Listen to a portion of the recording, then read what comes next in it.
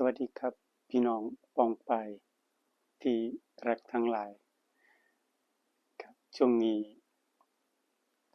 ที่ญี่ปุ่นอากาศก็ยังหนาวอยู่เด้อครับบ้านเฮาเป็นจั่งใดเมืองไทยเมืองลาวเมืองเหนือนะทางใต้ของจีนครับฟังภาษาลามะฟังอันลาวมาเว้าเข้าใจบ่เออครับเอ่อลามะได้เรียนวิชาจากคุณพ่อมูนครับคนเกาหลีเพิ่นเว้าให้ฟังว่าโรงเรียนเอ่อครอบครัวคือโรงเรียนแห่งความรักว่าซั่นโรงเรียนแห่งความรักเพิ่นสอนครับอันนี้เอ่อลามะได้เรียนรู้จากประสบการณ์ของตัวเองก็เอาประสบการณ์ที่ตัวเองมีมาเว้าสู่พี่สู่น้องเฮาได้รับฟังนะครับอายุหลายแล้วก็ถ่ายทอดประสบการณ์เนาะให้พี่น้องรุ่นใหม่ๆได้รับฟังได้พิจารณาอาจจะเพื่อเนาะบางทีอาจจะเป็นประโยชน์กับสำหรับผู้ลางคนครับที่พบเจอสถานการณ์ต่างๆครับลามะนะครับเป็นลูกคนโตนะครับเป็นลูกกบครับซึ่งลามะได้เห็นพ่อแม่เพิ่นเลี้ยงดูเอ่ออะเอ่อลามะมีพี่น้อง3คนนะครับเป็นผู้ชายลามะเป็นคนที่1เป็นลูกกบนะครับก็ในครอบครัวของลามะก็อบอุ่นดีเป็นครอบครัวที่ดีครับลามะเห็นพ่อแม่เพิ่นดูแลลูกของเพิ่นตั้งแต่จำความได้มานะครับรักคักเนาะลูกเจ้าของอิหยังก็ได้อิหยังก็ยอมอันใดก็พยายามเนาะดิ้นรนขนขวายหามาให้ลูกครับสมัย50ปีก่อนตอนนี้ลามะอายุ58นะครับก็บ่ค่อยมีหยังปานใดบ้านเฮาอีสานตอนนั้นนะครับเนาะห่างไกลความเจริญแต่ว่าพ่อแม่เพิ่นก็รักหลายลูกเพิ่นก็ขอบคุณเพิ่นหลายๆที่ได้เกิดนำเพิ่นแล้วก็เติบใหญ่ขึ้นมาที่นี่พ่อพ่อแม่เพิ่นเริ่มอ่าชราภาพลงไปครับลามะเองก็ได้ดูแลพ่อแม่นะครับเป็นช่วงๆนะครับสลับกันกับน้องถึงผู้ที่2ผู้ที่3ก็การดูแลผู้เฒ่าเนาะอ่าประสบการณ์จริงๆของลามะค่อนข้างที่จะลำบากเนาะครับยามเฮาเว้าเพิ่นบ่ค่อยฟังปานใดกูเกิดก่อนมึงเพิ่นก็ว่ากูเกิดมา80ปีแล้วเออบ่ต้องมาสอนแต่ว่าเฮาก็ได้ศึกษาเราเรียนเนาะเฮาก็พยายามอดทนอดกลั้นแล้วก็หาวิธีที่จะเอ่อตะล่อมหาวิธีที่จะดูแลเพิ่นให้ได้นะครับก็พอหลังจากเฮาเบิ่งเพิ่นแล้วครับเฮาก็รู้ว่าอ่าณเวลานี้เพิ่นต้องการความช่วยเหลืออิหยังครับแอดมินสังเกตเวลาพ่ อของแอดมินเนาะเพิ่นบ่ค่อยมีแรงเบื้องขวาเพิ่นอ่อนกำลังลงพอแอดมินเบื้องหน้าเบื้องตาก็สิเข้าใจว่าตอนนี้พ่อเป็นจั่งใดแม่เป็นจั่งใดเพิ่นอยากให้ช่วยเหลืออิหยังหม้องใดเราก็เข้าใจแล้วก็เวลาที่เพิ่นเฮ็ดอิหยังเราก็บ่ร้องบ่ตวาดอันนี้บ่ได้อันนี้อย่าเฮ็ด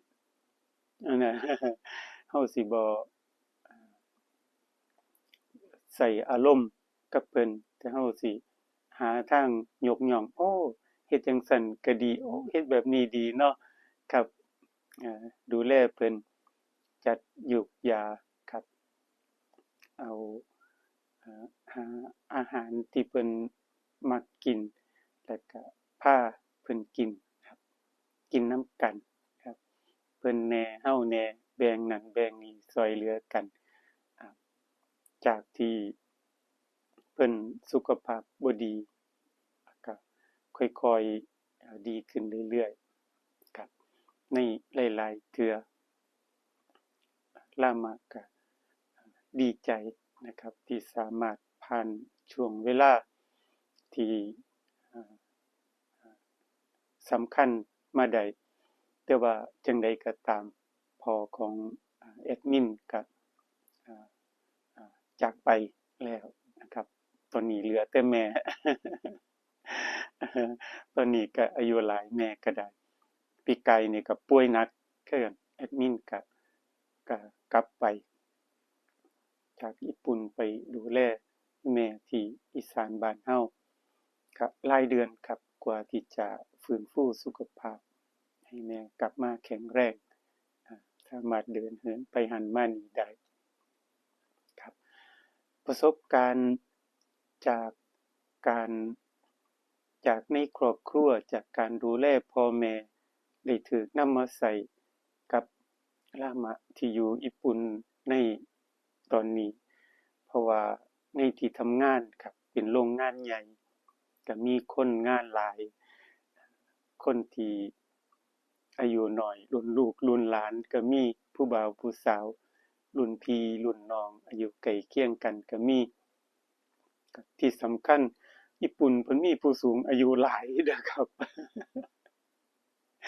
แน่นอนครับทุกโรงงานมีผู้สูงอายุครับเทิงผู้ชายผู้หญิงก็บ่มีผู้ใดมักเฮ็ดงานนำเพิ่นนะครับส่วนใหญ่ก็สิเพิ่นก็หลงแหน่ลืมแหน่ห่าลางเที่ยเพิ่นก็